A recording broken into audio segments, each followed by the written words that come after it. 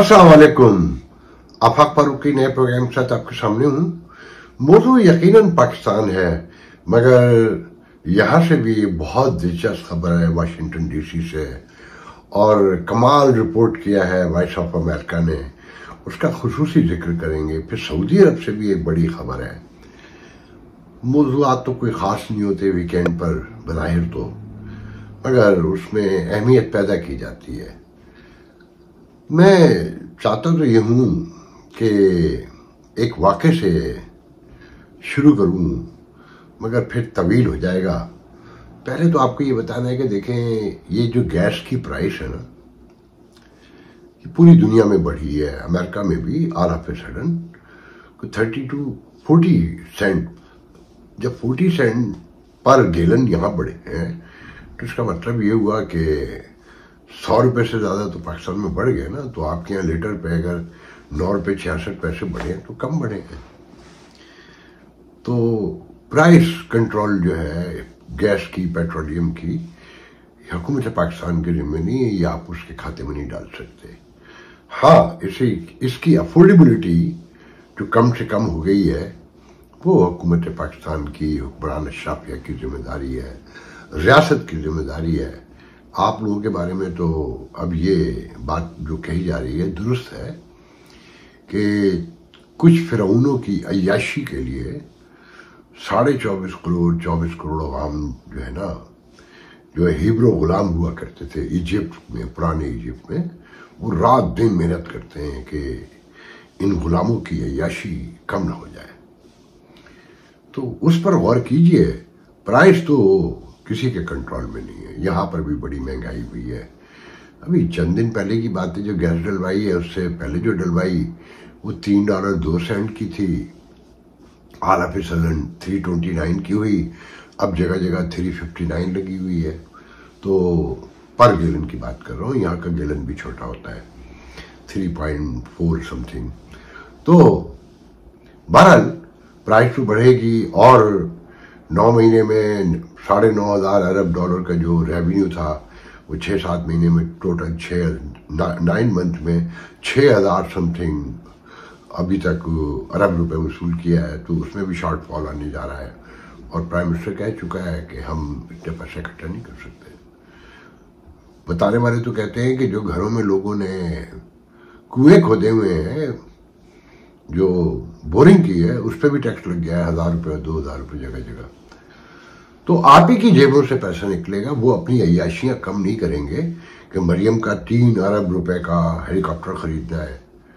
वो कैसे इतना सफर कर सकती है, उसके कपड़े गंदे हो जाते हैं। तो ये आप लोगों को गौर करना है ना। आपने वोट दिया है, आप लेकर आए हैं, या आपके बिहाफ पर कुछ और लोगों ने वोट डाला है, तो ये आपका मसला है। ठीक है जी।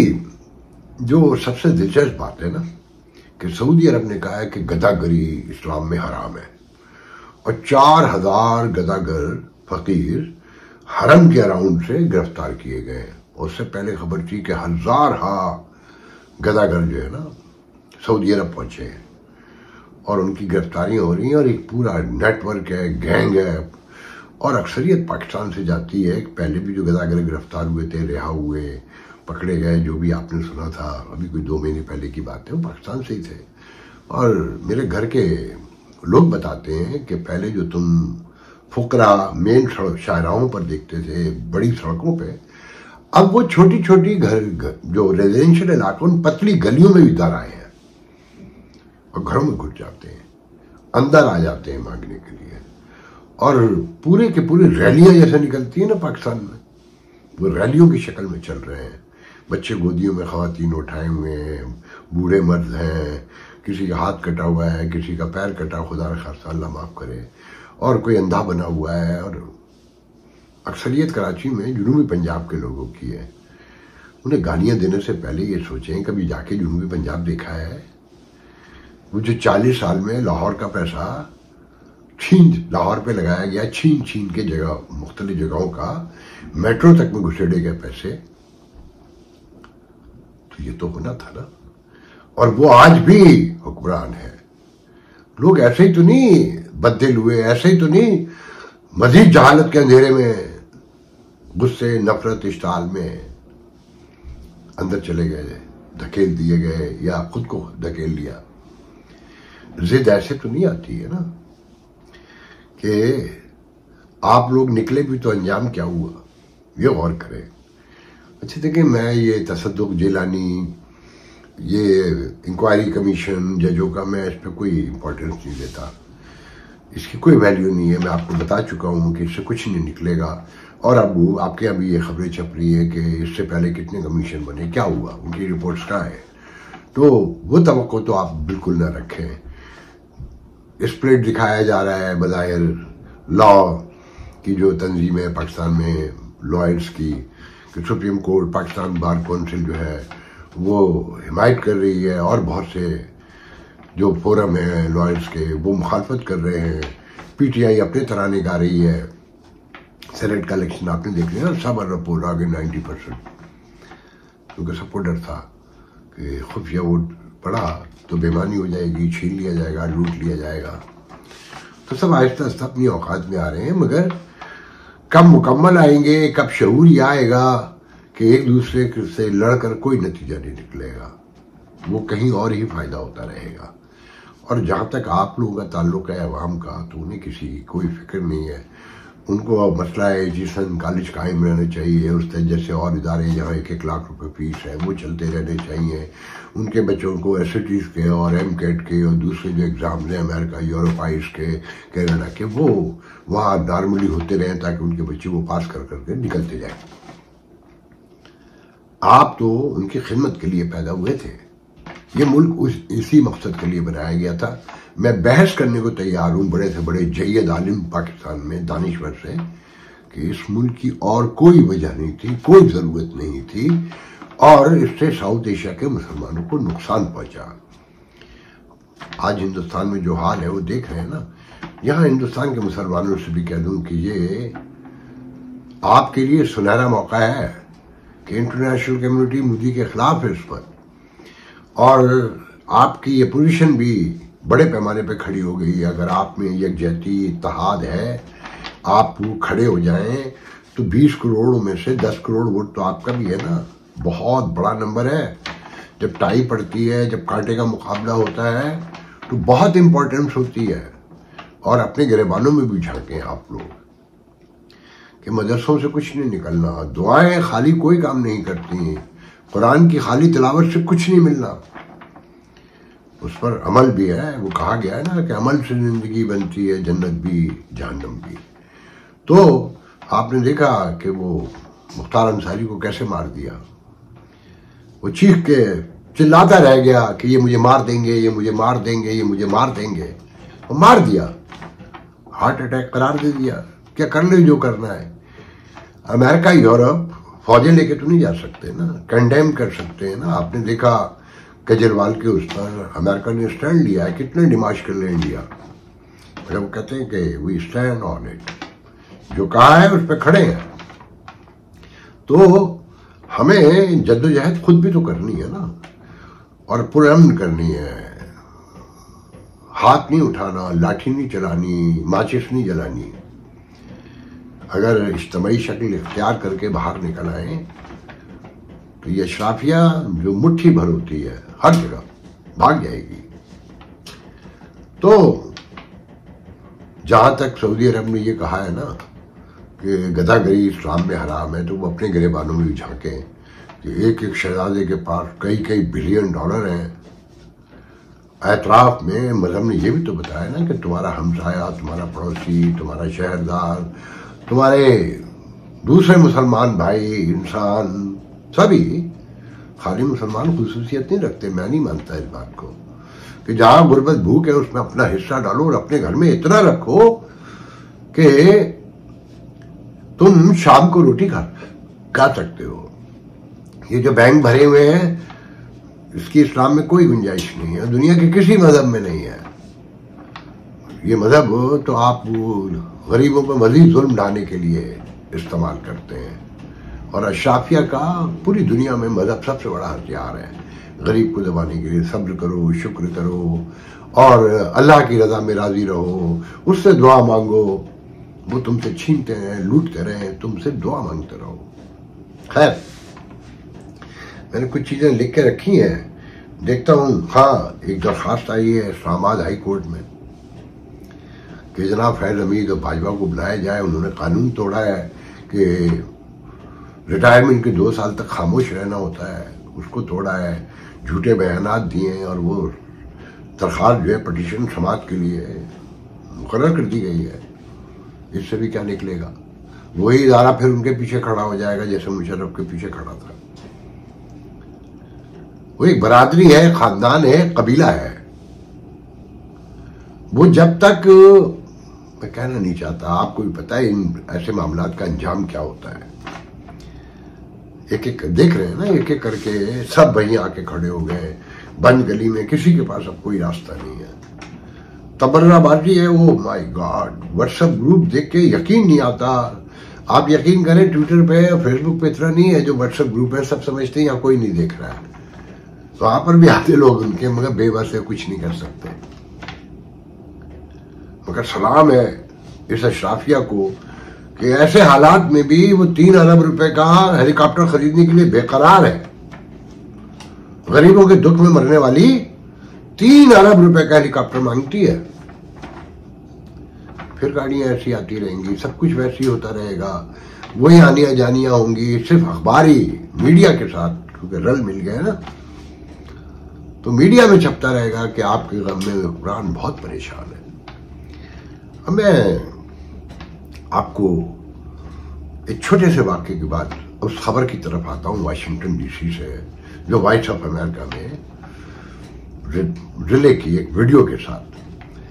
ये कोई 10-15 साल पुरानी बात है। रमजान के दिन थे, जो हम अखबार निकालते थे पाकिस्तान पोस्ट या अमेरिका में, जो टैबलाइट होते हैं ऑलमोस्ट, बल्कि अब तो कहना चाहिए कि न्यूयॉर्क टाइम भी, जो उसकी प्राइस है और जितने में बिक रहा है उसे भी फ्री समझें कि क्या कहते हैं, हॉकर के पैसे भी न्यूयॉर्क टाइम पूरे नहीं कर पाता, अपनी जेब से देता है। तो हम तो फ्री अखबार निकालते थे डायरेक्ट, तो मस्जिदों में भी रखवाते थे, दुकानों में, रेस्टोरेंट में, जहां जहां होता। फिर बॉक्स भी लगाए।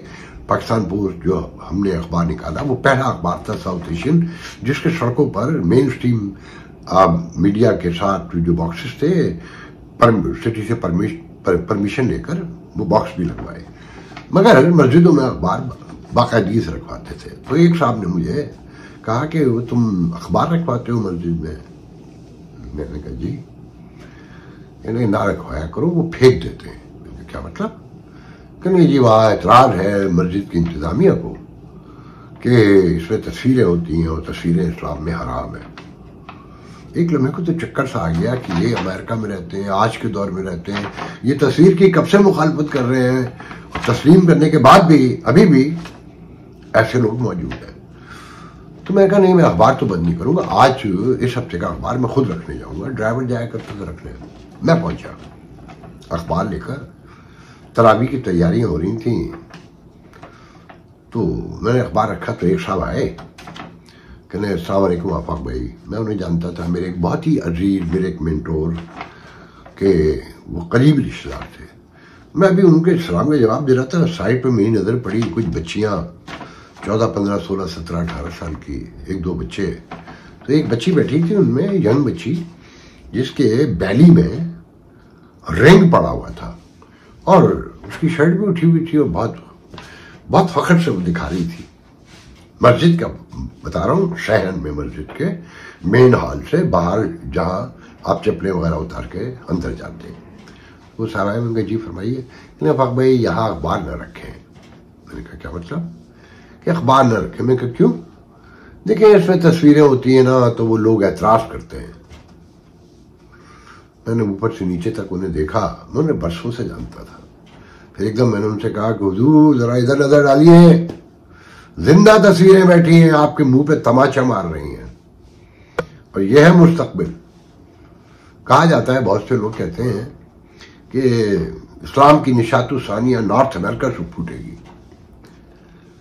रिवायात, मज़ाहिब जो है पूरी दुनिया में जिस खित्ते में भी गए उसकी रिवायात के साथ गए हैं। इस्लाम साउथ एशिया में जिस तरह से आपको नजर आता है, वो सऊदी अरब, मिडिल ईस्ट या ईरान या इजिप्ट में नहीं नजर आता, आपको टर्की में नहीं वैसा इस्लाम नजर आता। टर्की मजहबी हुकूमत कहलाती है ना उर्दुगान की। शराब खाने भी खुले हैं, तवाइफों के अड्डे भी हैं, जिंदगी की हर रंगीनी मौजूद है, टूरिज्म भी है। मगर तुम्हारा मुल्ला वो कहता है सिर्फ अशराफिया ये सब कुछ कर सकती है, और तुम्हारी बस्तियों में ऐसा कुछ होगा तो मुजाहरे करेंगे। ये डिफेंस में कोई मुजाहरे करने नहीं जाते, नोट करें आप। तमाम मामलात में लाहौर, कराची हो, पेशावर हो, ये गरीब बस्तियों के दरमियान खड़े होकर मुजाहरे करते हैं। ये अमीर बस्तियों में जाएं, जैसे कुत्ता सड़क पे वहां नहीं नजर आता इक्का दुक्का। और जिस तरीके से गदागर, जैसे आज ही खबर थी कि शहर के मुख्तलिफ जो अमीर इलाके हैं वहां गदागरों की बड़ी सफाई हो रही है। इसी तरह उनके घरों में जो कुछ होता रहे और वो सड़क पर भी बैठ के करते हैं तो ये कुछ नहीं कर सकते, ये सिर्फ तुम्हें तकलीफ पहुंचाते हैं। तो परसों एक खबर देखी वॉइस ऑफ अमेरिका की जो पिछले हफ्ते की है कि एक रिपोर्टर बड़ी ज्वेलरी, बड़ा बुंदे शुंदे खूबसूरत नए डिजाइन के डाले हुए और रिपोर्ट कर रहा था एक खास स्टाइल में। मैं बड़ा हैरान हुआ। और रिपोर्ट क्या थी कि जनाब वो रमजान में हलाल सिंगल इफ्तार, बड़ा अच्छा लगा कि हलाल रोमांटिक इफ्तार हो रही है कि सिंगल को मिलाया जा रहा है रमजान में। मतलब रमजान तो खत्म होना ही नहीं है ना, और ये सिंगल का मिलना बहुत जरूरी है इस महीने में। अच्छा, मुझे से कुछ कोई फर्क नहीं पड़ता। जो ये हलाल हराम और हलाल डेट पे भी ले आए हैं तो उनके लिए है ना कि उसमें भी देखे कैसे रास्ते निकाल लिए गए। तो मुझे जिसने भेजी थी मैंने उससे कॉल किया, मैंने कहा क्या खास बात है? बस रिपोर्टर खास है, उमैद मलिक नाम था। उसके कानों में जो ज्वेलरी वगैरह पड़ी थी वो जिस तरह वो पता चल रहा था वो कौन है। उन्होंने कहा कि आपने चेहरे देखे सबके? मैंने कहा वो तो मखसूस चेहरे सिंगल डेट्स की जो होती हैं उसको शूट नहीं करवाया जाता बेशतर औकात। मगर ये शूट भी करवाया गया और इसमें जो रियल मीडिया है, जो पाकिस्तानी मीडिया है, यहाँ सब पाकिस्तानी खवातीन थी 99%, और मर्द भी। जिसने करवाया वो खुद भी पाकिस्तानी है, जफर चौधरी नाम है, मैं नहीं जानता। जो इन्फॉर्मेशन मुझे दी मैं बता दूंगा आपको, जो मुझे लोगों ने दी है और जो मैंने खुद भी चेक कर ली।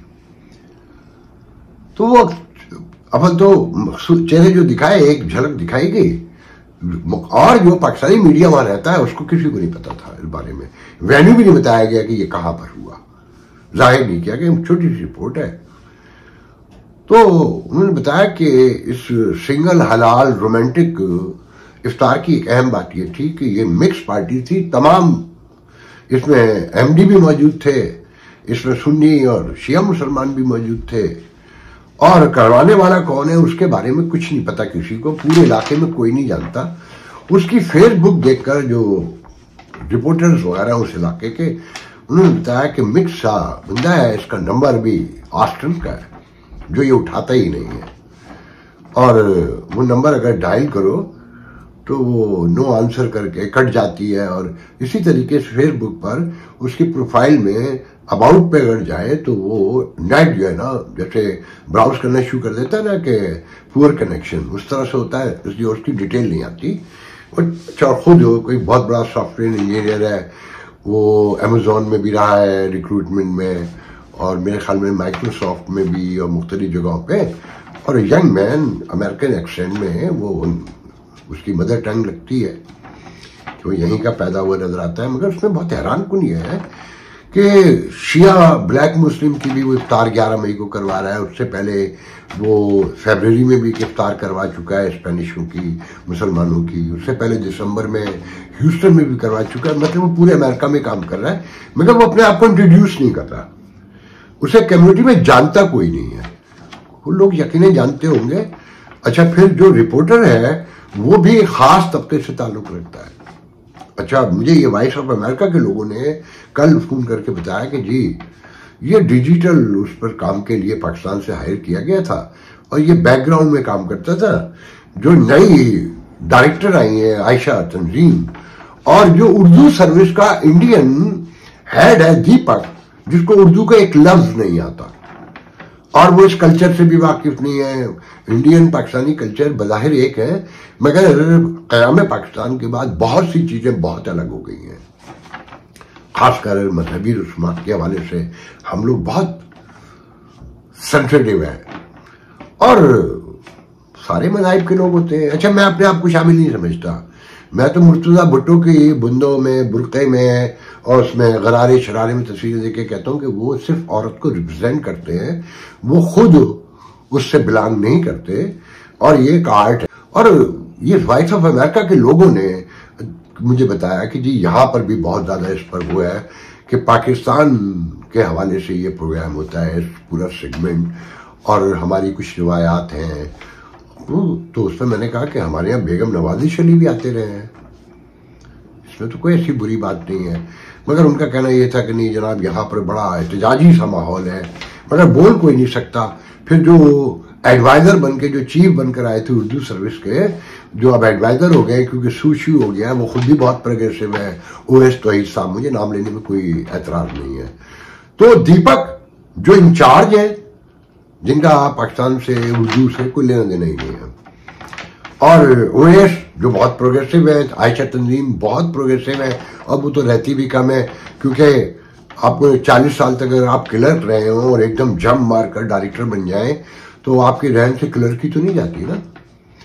तो वो पाकिस्तान का इलेक्शन भी खुद कवर करने गई हुई थी, जबकि वहाँ नुमाइंदा मौजूद है वॉइस ऑफ अमेरिका का, और लोग आर्जी तौर पे हायर भी किए जा सकते हैं, मगर वो ईस्ट रोड पे बैठी हुई रिपोर्टिंग करती नजर आती हैं और उनका दिल यहाँ कम ही लगता है। वो ज़्यादातर पाकिस्तान रहती हैं क्योंकि पाकिस्तान में अगर पैसे जेब में हो तो ज़्यादा मज़ा वहाँ है। यहाँ नौकर शौकर कहाँ मिलते हैं, मुशक्क़ती कहाँ मिलते हैं, और यहाँ पर फिर रुतबे का एहसास हो तो यहाँ तो कोई नहीं पूछता। यहाँ तो ये सदर बाइडन जो है 37 ईयर ट्रेन में बैठ के सेनेट जाया करते थे, जब डिलीवर में रहा करते थे, तो यहाँ तो नॉर्मल है।